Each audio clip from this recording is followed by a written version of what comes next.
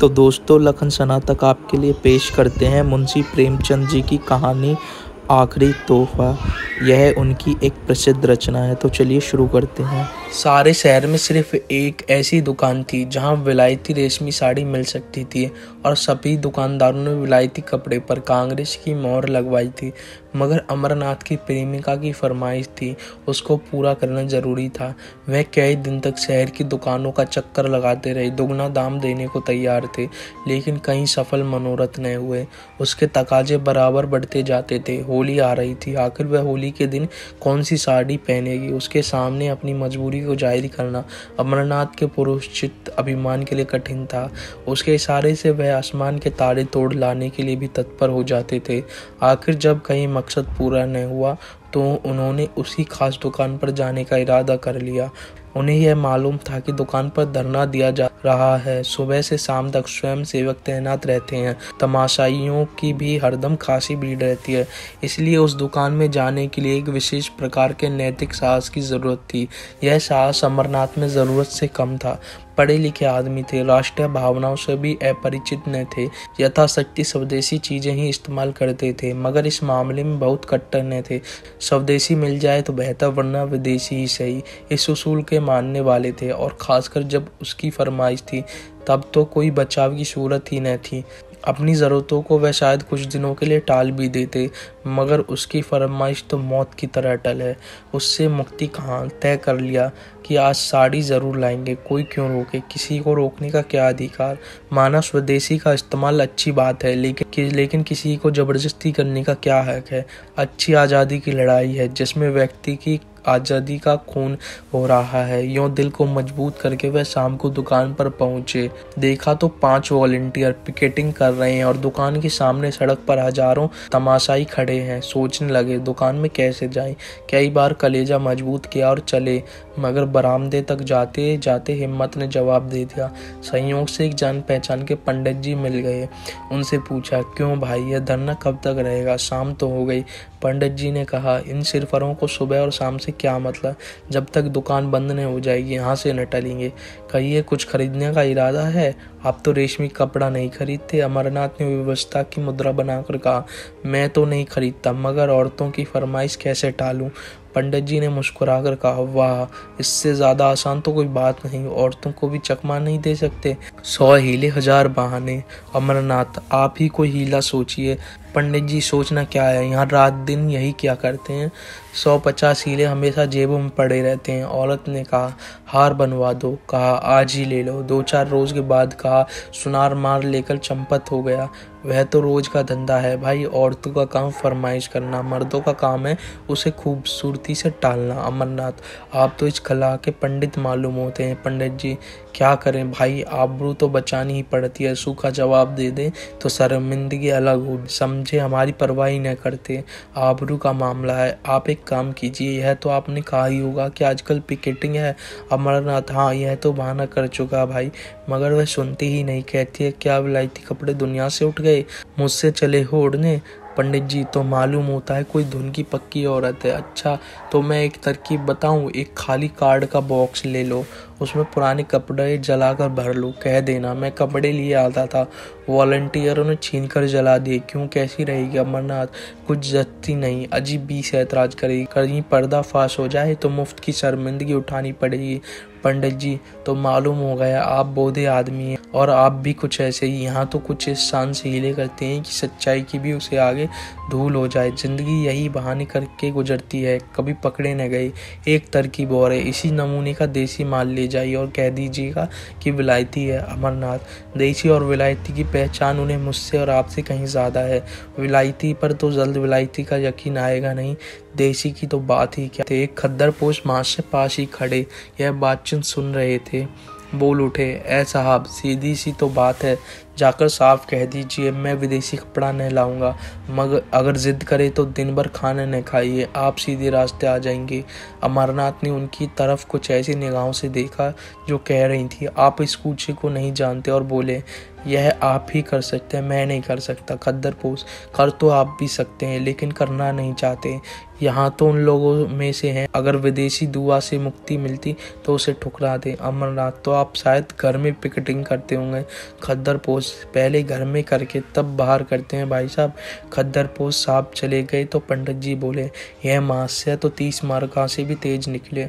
अच्छा तो एक काम कीजिए, इस दुकान के पिछवाड़े एक दूसरा दरवाजा है, जरा अंधेरा हो जाए तो उधर चले जाइएगा, दाएं बाएं किसी तरफ न देखिएगा। अमरनाथ ने पंडित जी को धन्यवाद दिया। जब अंधेरा हो गया तो दुकान के पिछवाड़े की तरफ जा पहुंचे। डर रहे थे कहीं यहाँ भी घेरा न पड़ा हो, लेकिन मैदान खाली था। लपक कर अंदर गए, एक ऊंचे दामों की साड़ी खरीदी और बाहर निकले तो एक देवी जी केसरिया साड़ी पहने खड़ी थी। उनको देखकर इनकी रूह फना हो गई। दरवाजे से बाहर पांव रखने की हिम्मत नहीं हुई। एक तरफ देखकर तेजी से निकल पड़े और कोई 100 कदम भागते हुए चले गए। करम का लिखा। सामने से एक बुढ़िया लाठी टेकती चली आ रही थी। आप उससे लड़ गए। बुढ़िया गिर पड़ी और लगी कोसने, अरे या भागे, यह जवानी बहुत दिन न रहेगी, आंखों में चर्बी छा गई है, धक्के देता चलता है। अमरनाथ उसकी खुशामद करने लगे, माफ़ करो मुझे रात को कुछ कम दिखाई पड़ता है, ऐनक घर पे भूल गया। बुढ़िया का मिजाज ठंडा हुआ, आगे बढ़ी और आप भी चले। एकाएक कानों में आवाज़ आई, बाबू साहब जरा ठहरिएगा, और वही केसरिया कपड़ों वाली देवी जी आती दिखाई दी। अमरनाथ के पांव बन गए, इस तरह कलेजा मजबूत करके खड़े हुए जैसे कोई स्कूली लड़का मास्टर की बेंच के सामने खड़ा होता है। देवी जी ने पास आकर कहा, आप तो ऐसे भागे कि मैं जैसे आपको काट खाऊंगी। आप जब पढ़े लिखे आदमी होकर अपना धर्म नहीं समझते तो दुख होता है। देश की क्या हालत है, लोगों को खद्दर नहीं मिलता, आप रेशमी साड़ियाँ खरीद रहे हैं। अमरनाथ ने लज्जित होकर कहा, मैं सच कहता हूँ देवी जी, मैंने अपने लिए नहीं खरीदी, एक साहब की फरमाइश थी। देवी जी ने झोली से एक चूड़ी निकालकर उनकी तरफ बढ़ाते हुए कहा, ऐसे हीले रोज ही सुना करती हुई, या तो आप उसे वापस कर दीजिए या लाइए मैं हाथ में चूड़ी पहना दूं। अमरनाथ शौक से पहना दीजिए, मैं उसे बड़े गर्व से पहनूंगा। चूड़ी उस बलिदान का चिन्ह है जो देवियों के जीवन की विशेषता है। चूड़ियाँ उन देवियों के हाथ में भी थी जिनके नाम सुनकर आज भी हम आदर से सिर झुकाते हैं। मैं तो उसे शर्म की बात नहीं समझता। आप अगर और कोई चीज़ पहनना चाहें तो वह भी शौक से पहना दीजिए। नारी पूजा की वस्तु है, उपेक्षा की नहीं। अगर स्त्री जो कौम को पैदा करती है चूड़ी पहनना अपने के लिए गौरव की बात समझती है तो मर्दों के लिए चूड़ी पहनना क्यों शर्म की बात हो। देवी जी को उनकी इस बेशर्मी पर आश्चर्य हुआ, मगर वह इतनी आसानी से अमरनाथ को छोड़ने वाली न थी। बोली, आप बातों के शेर मालूम होते हैं। अगर आप हृदय से स्त्री को पूजा की वस्तु मानते हैं तो मेरी यह विनती क्यों नहीं मान जाते। अमरनाथ, इसलिए कि यह साड़ी भी एक स्त्री की फरमाइश है। देवी जी, अच्छा चलिए मैं आपके साथ चलूंगी, जरा देखूं आपकी देवी जी किस स्वभाव की स्त्री हैं। अमरनाथ का दिल बैठ गया। बेचारा अभी तक बिन ब्याह था, इसलिए नहीं कि उसे शादी नहीं होती थी, बल्कि इसलिए कि शादी को वह एक आजीवन कारावास समझता था। मगर वह आदमी रसिक स्वभाव के थे, शादी से अलग रहकर भी शादी के मजों से अपरिचित न थे। किसी ऐसे प्राणी की जरूरत उनके लिए अनिवार्य थी जिस पर अपने प्रेम को समर्पित कर सकें, जिसकी तरावट से वह अपनी रूह की सूखी जिंदगी को तरोताजा कर सके, जिसके प्रेम की छाया में वह जरा देर के लिए ठंडक पा सकें, जिसके दिल में वह अपनी उमड़ी हुई जवानी की भावनाओं को बिखेर कर उनका उगना देख सके। उनकी नज़र ने मालती को चुना था जिसकी सैर में एक धूम थी। इधर 1.5-2 साल से वह ऐसी खलिहान के दाने चुना करते थे। देवी जी के आग्रह ने उन्हें थोड़ी देर के लिए उलझन में डाल दिया। ऐसी शर्मिंदगी उन्हें जिंदगी में कभी न हुई थी। बोले, आज तो वह एक न्योते में गई हैं, घर में न होंगी। देवी जी ने अविश्वास से हंसकर कहा, तो मैं यह समझूं आपकी देवी जी का कसूर नहीं, आपका कसूर है। अमरनाथ ने लज्जित होकर कहा, मैं आपसे सच कहता हूँ, आज वह घर पर नहीं। देवी जी ने कहा, कल आ जाएंगी। अमरनाथ बोले, हाँ कल आ जाएंगी। देवी, तो आप यह साड़ी मुझे दे दीजिए और कल यहीं आ जाइएगा, मैं आपके साथ चलूंगी, मेरे साथ 2-4 बहनें भी होंगी। अमरनाथ ने बिना किसी आपत्ति के वह साड़ी देवी जी को दे दी और बोले, बहुत अच्छा, मैं कल आ जाऊंगा। मगर क्या आपको यह मुझ पर विश्वास नहीं जो साड़ी की जमानत जरूरी है। देवी जी ने मुस्कुरा कर कहा, सच्ची बात तो यही है कि मुझे आप पर विश्वास नहीं। अमरनाथ ने स्वाभिमान पूर्वक कहा, अच्छी बात है, आप इसे ले जाएं। देवी ने क्षण भर बाद कहा, शायद आपको बुरा लग रहा हो कि कहीं साड़ी घूमने हो, इसे आप लेते जाइए, मगर कल जाइए जरूर। अमरनाथ स्वाभिमान के मारे बगैर कुछ कहे घर की तरफ चल दिए। देवी जी लेते जाइए करती रह गई। अमरनाथ घर ने जाकर एक खद्दर की दुकान पर गए और 2 सूटों का खद्दर खरीदा। फिर अपने दर्जी के पास ले जाकर बोले, खलीफा इसे रातों रात तैयार कर दो, मुंह मांगी सिलाई दूंगा। दर्जी ने कहा, बाबू साहब आजकल तो होली की भीड़ है, होली से पहले तैयार न हो सकेंगे। अमरनाथ ने आग्रह करते हुए कहा, मैं मुंह मांगी सिलाई दूंगा, मगर कल दोपहर तक मिल जाए। मुझे कल एक जगह जाना है, अगर दोपहर तक ना मिले तो मेरे किसी काम के नहीं होंगे। दर्जी ने आधी सिलाई पेशगी ले ली और कल तैयार कर देने का वादा किया। अमरनाथ यहाँ से आश्वस्त होकर मालती की तरफ चले। कदम आगे बढ़ते थे लेकिन दिल पीछे रह जाता था। काश वह उनकी इतनी विनती स्वीकार कर ले कि कल 2 घंटे के लिए उनके वीरान घर को रोशन करे, लेकिन यकीनन वह उन्हें खाली हाथ देखकर मुंह फेर लेगी, सीधे मुंह बात नहीं करेगी। आने का जिक्र ही क्या, एक ही बेमुराद है तो कल आकर देवी जी से अपनी सारी शर्मनाक कहानी बयान कर दूं। उस भोले चेहरे की निस्वार्थ उमंग उनके दिल में एक हलचल पैदा करती थी। उन आंखों में कितनी गंभीरता थी, कितनी सच्ची सहानुभूति, कितनी पवित्रता। उसके सीधे साधे शब्दों में कर्म की ऐसी प्रेरणा थी कि अमरनाथ का अपने इंद्रिय प्राण जीवन पर शर्म आ रही थी। अब तक कांच के टुकड़े को हीरा समझकर सीने से लगाए हुए थे, आज उन्हें मालूम हुआ हीरा किसे कहते हैं।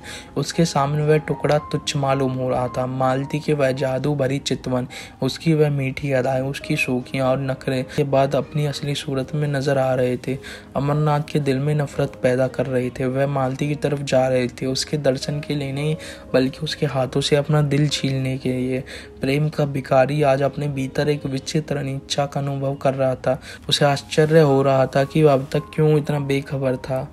वह तिलिस्म जो मालती ने वर्षों के नाज नखरे हाव भाव से बांधा था, आज किसी छूमंतर से तार तार हो गया था। मालती ने उन्हें खाली हाथ देखकर त्योहारियां चढ़ाते हुए कहा, साड़ी लाए या नहीं। अमरनाथ ने उदासीनता के ढंग से जवाब दिया, नहीं। मालती ने आश्चर्य से उनकी तरफ देखा, नहीं। वह उनके मुंह से यह शब्द सुनने की आदी न थी। यहाँ उसे संपूर्ण समर्पण पाया था। उसका इशारा अमरनाथ के लिए भाग्य लिपि के समान था। बोली, क्यों अमरनाथ, क्यों नहीं लाए। मालती, बाजार में मिली न होगी, तुम्हें क्यों मिलने लगी, और मेरे लिए वो भी। अमरनाथ, नहीं साहब, मिली मगर लाया नहीं। मालती, आखिर कोई वजह, रुपए मुझसे ले जाते मगर। अमरनाथ, तुम खामा खां जलाती हो, तुम्हारे लिए जान देने को मैं हाजिर रहा। मालती, तो शायद तुम्हें रुपए जान से भी ज्यादा प्यारे हो। अमरनाथ, तुम मुझे बैठने दोगे या नहीं। अगर मेरी सूरत से नफरत हो तो चला जाऊं। मालती, तुम्हें आज क्या हो गया है, तुम तो इतने तेज मिजाज के न थे। अमरनाथ, तुम बातें ही ऐसी कर रही हो। मालती, तो आखिर मेरी चीज क्यों नहीं लाई। अमरनाथ ने उसकी तरफ बड़े वीर भाव के साथ देकर कहा, दुकान पर गया, जिल्लत उठाई और साड़ी लेकर चला तो एक औरत ने छीन ली। मैंने कहा, मेरी बीवी की फरमाइश है, तो बोली, मैं उन्हीं को दूंगी, कल तुम्हारे घर आऊंगी। मालती ने शरारत भरी नजरों से देखते हुए कहा, तो ये कहिए आप दिल हथेली पर लिए फिरते थे, एक औरत को देखा और उसके कदमों पर चढ़ा दिया। अमरनाथ, वह उन औरतों में नहीं है जो दिलों की घात में रहती है। मालती, तो कोई देवी होंगी। अमरनाथ, मैं तो उसे देवी ही समझता हूँ। मालती, तो आप उस देवी की पूजा कीजिएगा। अमरनाथ, मुझ जैसे आवारा नौजवान के लिए उस मंदिर के दरवाजे बंद हैं। मालती, बहुत सुंदर होगी ना। अमरनाथ ने, सुंदर है, न रूप वाली, न ऐसी अदाएं कुछ, न मधुरभाषिणी, बिल्कुल एक मामूली मासूम लड़की है। लेकिन जब मेरे हाथ से उसने साड़ी छीन ली तो मैं क्या कर सकता हूँ। मेरी गैरत ने तो गवारा न किया कि उसके हाथ से साड़ी छीन लूँ। तुम ही इंसाफ करो, वह दिल में क्या कहती। मालती, तो तुम्हें इसकी ज़्यादा परवाह है कि वह अपने दिल में क्या कहेगी। मैं क्या कहूँगी इसकी ज़रा भी परवाह नहीं थी। मेरे हाथ से कोई मर्द मेरी कोई चीज़ छीन ले तो देखूँ, चाहे वह दूसरा कामदेव ही क्यों न न हो अमरनाथ। अब चाहे इसे मेरी कायरता समझो, चाहे हिम्मत की कमी, चाहे शराफत, मैं उसके हाथ से न छीन सका। मालती, तो कल वह साड़ी लेकर आएगी? क्यों अमरनाथ, ज़रूर आएगी मालती, तो जाकर मुंह धोआओ। तुम इतने नादान हो यह मुझे मालूम न था। साड़ी देकर चले आए, अब वह कल आपको देने आएगी। कुछ भंग तो नहीं खा गए अमरनाथ? खैर, इसका इम्तिहान कल ही हो जाएगा, अभी तो क्यों बदगुमानी करती हो? तुम शाम को ज़रा देर के लिए मेरे घर तक चली चलना मालती, जिससे आप कहें कि यह मेरी बीवी है। अमरनाथ, मुझे क्या खबर थी वह मेरे घर आने के लिए तैयार हो जाएगी, नहीं तो और कोई बहाना कर देता। मालती, तो आपकी साड़ी आपको मुबारक, मैं नहीं जाती। अमरनाथ, मैं तो रोज़ तुम्हारे घर आता हूँ, तुम एक दिन के लिए मेरे घर नहीं चल सकती? मालती ने निष्ठुरता से कहा, अगर मौका आ जाए तो तुम अपने को मेरा शौहर कहलाना पसंद करोगे? दिल पर हाथ रख कर कहना। अमरनाथ दिल में कट गए, बात बनाते हुए बोले, मालती, तुम मेरे साथ अन्याय कर रही हो, बुरा न मानना। मेरे व तुम्हारे बीच प्यार और मोहब्बत दिखलाने के बावजूद एक दूरी का पर्दा पड़ा था। हम दोनों एक दूसरे की हालत को समझते थे और इस पर्दे को हटाने की कोशिश न करते थे। यहाँ पर्दा हमारे संबंधों की अनिवार्य शर्त था। हमारे बीच एक व्यापारिक समझौता सा हो गया। हम दोनों उसकी गहराई में जाते हुए डरते थे।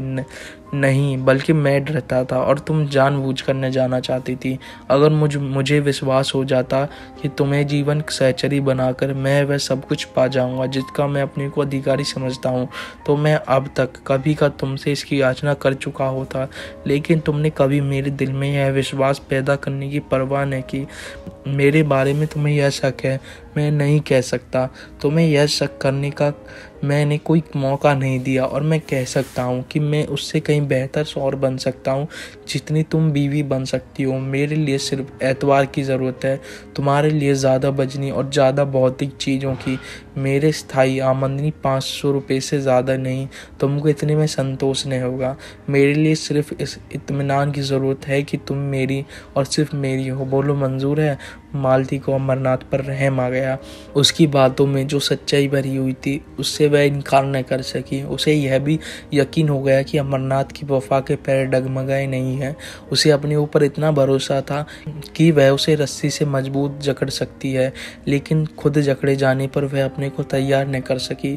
उसकी ज़िंदगी मोहब्बत की बाजीगरी में, प्रेम के प्रदर्शन में गुजरी थी। वह कभी उस साख पर चहकती फिरती थी, बेकैद, आज़ाद, बेबंद। क्या वह चिड़िया पिंजरे में बंद रह सकती है जिसकी जवान तरह तरह के मज़ों की आदी हो गई हो? क्या वह सूखी रोटी से तृप्त हो सकती है? इस अनुभूति ने उसे पिघला दिया। बोली, आज तुम बड़ा ज्ञान बगैर रहे हो अमरनाथ, मैं तो केवल यथार्थ कहता हूँ। मालती, अच्छा, मैं कल चलूँगी, मगर 1 घंटे से ज़्यादा वहाँ न रहूँगी। अमरनाथ का दिल शुक्रिया से भर उठा। बोला, मैं तुम्हारा कृतज्ञ हूँ मालती, अब मेरी आबरू बच जाएगी, नहीं तो मेरे लिए घर से निकलना मुश्किल हो जाता। अब देखना यह है कि तुम अपना पार्ट कितनी खूबसूरती से अदा करती हो।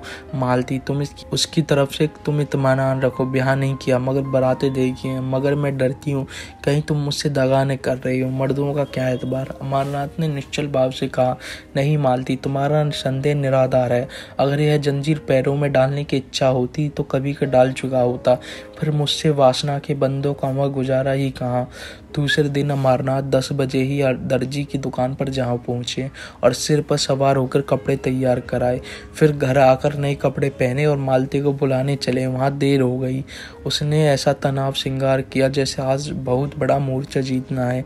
अमरनाथ ने कहा, वह ऐसी सुंदर नहीं है जो तुम इतनी तैयारियां कर रही हो। मालती ने बालों में कंघी करते हुए कहा, तुम इन बातों को नहीं समझ सकते हो, चुपचाप बैठे रहो। अमरनाथ, लेकिन देर हो रही है। मालती, कोई बात नहीं। भय की उस सहज आशंका ने, जो स्त्रियों की विशेषता है, मालती को और भी अधिक सतर्क कर दिया था। अब तक उसने कभी अमरनाथ की और विशेष रूप से कोई कृपा नहीं की थी।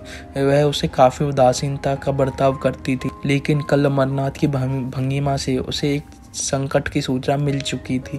वह उस संकट का अपनी शत्रु शक्ति से मुकाबला करना चाहती थी। शत्रु को तुच्छ और अपदार्थ समझना स्त्रियों के लिए कठिन है।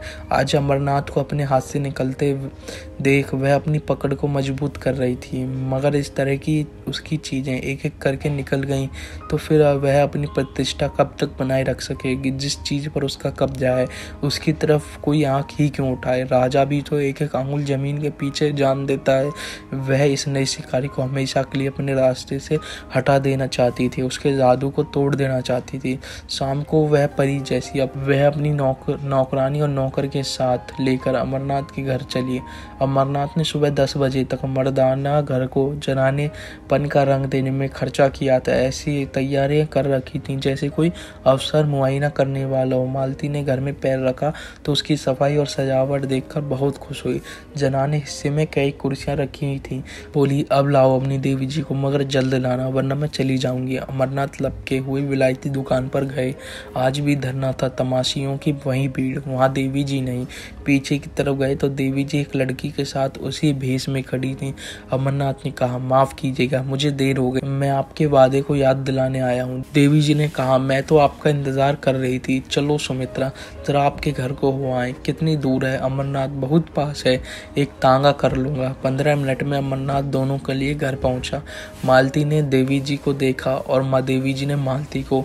एक किसी रईसी का महल था आलीशान, दूसरी किसी फकीर की कुटिया थी छोटी सी तुच्छ। रईस के महल में आडंबर और प्रदर्शन था, फकीर की कुटिया में सादगी और सफाई। मालती ने देखा, भोली लड़की है जिसे किसी तरह सुंदर नहीं कह सकते। वह उसके भोलेपन और सादगी में जो आकर्षण था उससे वह प्रभावित हुए बिना रह न सकी। देवी जी ने भी देखा, एक बनी सवरी बेधड़क और घमंडी औरत है जो किसी न किसी वजह से उस घर में अजनबी सी मालूम हो रही थी, जैसे कोई जंगली जानवर पिंजरे में आ गया हो। अमरनाथ सिर झुकाए मुजरिमों की तरह खड़े थे और ईश्वर से प्रार्थना कर रही थी किस तरह आज पर्दा रह जाए। देवी ने आते ही कहा, बहन आप भी सिर से पांव तक विदेशी कपड़े पहनी हुई हो। मालती ने अमरनाथ की तरफ देखकर कहा, मैं विदेशी और देसी में फेर नहीं पड़ती, जो यह ला कर देते हैं मैं वह पहनती हूँ, लाने वाले ये हैं, मैं थोड़ी बाजार जाती हूँ। देवी ने शिकायत भरी आंखों से अमरनाथ की तरफ देखकर कहा, आप तो कहते थे यह इनकी फरमाइश है, मगर आप ही का कसूर निकल आया। मालती, मेरे सामने इनसे कुछ मत कहो, तुम बाजार में भी दूसरे मर्दों से बात कर सकती हो। जब वह बाहर चले जाएं, जितना चाहे कह सुन लेना, मैं अपने कानों से नहीं सुनना चाहती। देवी जी ने, मैं कुछ कहती नहीं, और बहन जी मैं कह ही क्या सकती हूँ, कोई ज़बरदस्ती तो है नहीं, बस विनती कर सकती हूँ। मालती, इसका मतलब यह है कि इन्हें अपने देश की भलाई का ज़रा भी ख्याल नहीं है? उसका ठेका तुम ही ने लिया है। पढ़े लिखे आदमी हैं, 10 आदमी इज्जत करते हैं, अपना नफ़ा नुकसान समझते हैं, तुम्हारी क्या हिम्मत कि उन्हें उपदेश देने बैठो, या सबसे ज़्यादा अक्लमंद तुम ही हो। देवी जी, आप मेरा मतलब गलत समझ रही हैं। बहन मालती, हाँ गलत तो समझूंगी ही ना, इतनी अकल कहाँ से लाऊं कि आपके बातों का मतलब समझूं। खद्दर की साड़ी पहन ली, झोली लटका ली, एक बिल्ला लगा लिया, बस अब अख्तियार है, जहाँ चाहें आए जाएं, जिससे चाहें हंसे बोले, घर में कोई पूछता नहीं तो जेल खाने का भी क्या डर। मैं इसे हुड़दंगापन समझती हूँ जो शरीफों की बहू बेटियों को शोभा नहीं देता। अमरनाथ दिल में कटे जा रहे थे, छिपने के लिए बिल ढूंढ रहे थे। देवी जी के माथे पर जरा भी बल नहीं था, लेकिन आंखें डबडबा रही थी। अमरनाथ ने मालती से जरा तेज स्वर में कहा, क्यों खामखा किसी का दिल दुखाती हो? यह देवियां अपना ऐश आराम छोड़कर यह काम कर रही हैं, क्या तुम्हें इसकी बिल्कुल खबर नहीं? मालती, रहने दो, बहुत तारीफ न करो, जमाने का रंग ही बदला जा रहा है। मैं क्या करूंगी और तुम क्या करोगे? तुम मर्दों ने औरतों को घर में इतनी बुरी तरह कैद किया है, आज वे रस्म रिवाज शर्म हया को छोड़कर निकल आई हैं। कुछ दिनों में तुम लोगों की हुकूमत का खात्मा हुआ जाता है। विलायती और विदेशी तो दिखलाने के लिए, असल में यह आज़ादी की ख्वाहिश है जो तुम्हें हासिल है। तुम अगर 2-4 शादियाँ कर सकते हो तो औरतें क्यों न करें? सच्ची बात यह है, अगर आंखें हैं तो वह खोल कर देखो। मुझे वह आज़ादी नहीं चाहिए। यहाँ तो लाज ढोते हैं और मैं शर्म हया को अपना सिंगार समझती हूँ। देवी जी ने अमरनाथ की तरफ फरियाद की आंखों से देखकर कहा, बहन ने औरतों की जलील करने की कसम खा ली है। मैं बड़ी बड़ी उम्मीद लेकर आई थी, मगर शायद यहाँ से नाकाम जाना पड़ेगा। अमरनाथ ने वह साड़ी उसको देते हुए कहा, नहीं, बिल्कुल नाकाम तो आप नहीं जाएंगी। हाँ, जैसी कामयाबी की आपको उम्मीद थी वह नहीं होगी। मालती ने डपटते हुए कहा, वह मेरी साड़ी है, तुम उसे नहीं दे सकते। अमरनाथ ने शर्मिंदा होते कहा, अच्छी बात है, नहीं दूंगा। देवी जी ऐसी हालत में तो शायद आप मुझे माफ़ करेंगी। देवी जी चली गई तो अमरनाथ ने त्योरियां बदलकर कहा, यह तुमने आज मेरे मुंह में कालिक लगा दी। तुम इतनी बदतमीज और बदजबान हो, मुझे मालूम न था। मालती ने रोचपूर्ण स्वर में कहा, तो अपनी साड़ी उसे दे देती। मैंने ऐसी कच्ची गोलियां नहीं खेली हैं। अब तो बदतमीज भी हूँ और बदजबान भी। उस दिन उन बुराइयों में से एक भी नहीं थी जब मेरी जूतियाँ सीधी करते थे। इस छोकरी ने मोहिनी डाल दी, जैसे रूह वैसे फरिश्ते, मुबारक हो। यह कहती हुई मालती बाहर निकली। उसने समझा था जवान चलाक और ताकत से वह उस लड़की को उखाड़ फेंकेगी, लेकिन जब मालूम हुआ कि अमरनाथ आसानी से काबू में आने वाले नहीं है तो उसने फटकार बताई, इन दामों अगर अमरनाथ मिल सकता तो बुरा न था। उससे ज़्यादा कीमत वह उसके लिए दे न सकती थी। अमरनाथ उसके साथ दरवाजे तक आए। जब वह तांगे पर बैठी तो विनती करते हुए बोले, यह साड़ी दे दो न मालती, मैं तुम्हें कल इससे अच्छी साड़ी ला दूंगा। मगर मालती ने रूखेपन से कहा, यह साड़ी तो अब लाख रुपए पर भी नहीं दे सकती। अमरनाथ ने त्योरियां बदलकर जवाब दिया, अच्छी बात है, ले जाओ, मगर समझ लो यह मेरा आखिरी तोहफा है। मालती ने होठ चढ़ाकर कहा, इसकी परवाह नहीं, तुम्हारे बगैर मैं मर नहीं जाऊंगी, इसका तुम्हें यकीन दिलाती हूँ। तो दोस्तों, अगर कहानी पसंद आए तो चैनल को लाइक करें, वीडियो को शेयर करें और चैनल को सब्सक्राइब करना बिल्कुल भी ना भूलें। मिलते हैं दोस्तों नेक्स्ट वीडियो में।